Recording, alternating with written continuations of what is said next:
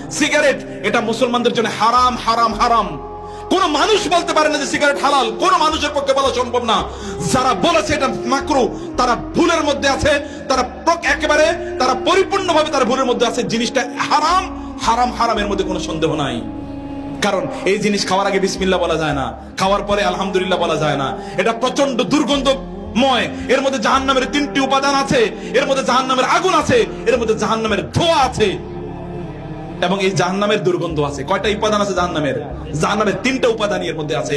এটা কোনো মানুষের সামনে খাওয়া যায় না, ভালো মানুষের সামনে খাওয়া যায় না, পিতা মাতার সামনে খাওয়া যায় না, আলেম ওলামার সামনে খাওয়া যায় না, মসজিদে গিয়ে খাওয়া যায় না, টয়লেটে গিয়ে কেবলমাত্র খাওয়া যায়।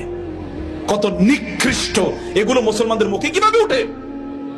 এখানে যারা আছেন এখন শপথ করে বলবেন এই যে সিগারেট বা ইত্তকার আপনারা গ্রহণ করবেন না। হাত তুলে বলেন। অনেকে ভয়ে আছে, এতদিন খাইলাম এখন কি এটা ছাড়িয়ে দেবো। বলুন না, হিম্মত করুন, আল্লাহ তাআলা শক্তি দেওয়ার মালিক। বলুন আল্লাহ আর এটা কখনোই স্পর্শ করবো না। বলতে পারবেন তো নাকি? এটা বলুন, আল্লাহ সুবহানাহু ওয়া তাআলা যেন আপনাদের জন্য সহজ করে দেন। রমাদান আসছে সামনে, প্র্যাকটিস করেন না।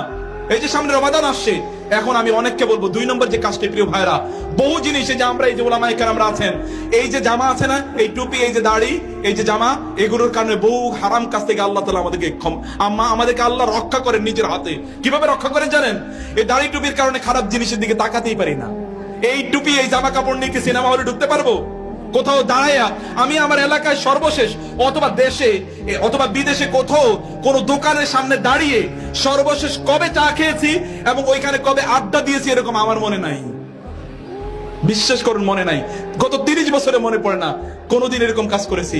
একটাই কারণ যে এই দাড়ি টুপি নিয়ে ওইখানে কিভাবে দাঁড়াই ওইখানে। সিনেমা হল তো বহু পরের কথা, টেলিভিশন দেখা তো বহু পরের কথা, উলঙ্গ অশ্লীল নারীর দিকে তাকানো তো বহু পরের কথা, পরকীয়া তো বহু পরের কথা, হারাম জিনিস স্পর্শ করা তো বহু পরের কথা।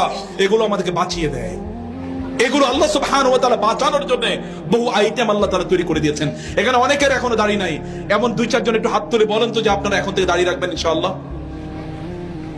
মাশাআল্লাহ মাশাআল্লাহ মাশাআল্লাহ, অনেকেই তোলেন নাই। তাতে কি হচ্ছে? আমার কি তাতে কোনো লস আছে নাকি? আমাদের কাজ হচ্ছে এই যে আমার শাহিদ ভাই এবং ওই যে ওলামায়ে কেরাম, আমাদের কাজ হচ্ছে দিনের কথা বলে যাওয়া। আপনি পালন করবেন কি করবেন এটা আপনার দায়। আমরা বলবো যে আল্লাহ আমরা পৌঁছে দিয়েছি তোমার কথা। আখিরাতে আমাদের মূল কাজ হচ্ছে আখিরাত। আমরা চলে করে গেছি অলরেডি, আমরা অলরেডি আমাদের ব্যবসা করে গেলাম। সেই ব্যবসাটা কার সাথে? আল্লাহর সাথে। আল আদুল্লুকুম আলা তিজারাতিন তুনজিকুম মিন আযাবিন আলীম। এই ব্যবসা আপনি নিতে পারলেন না।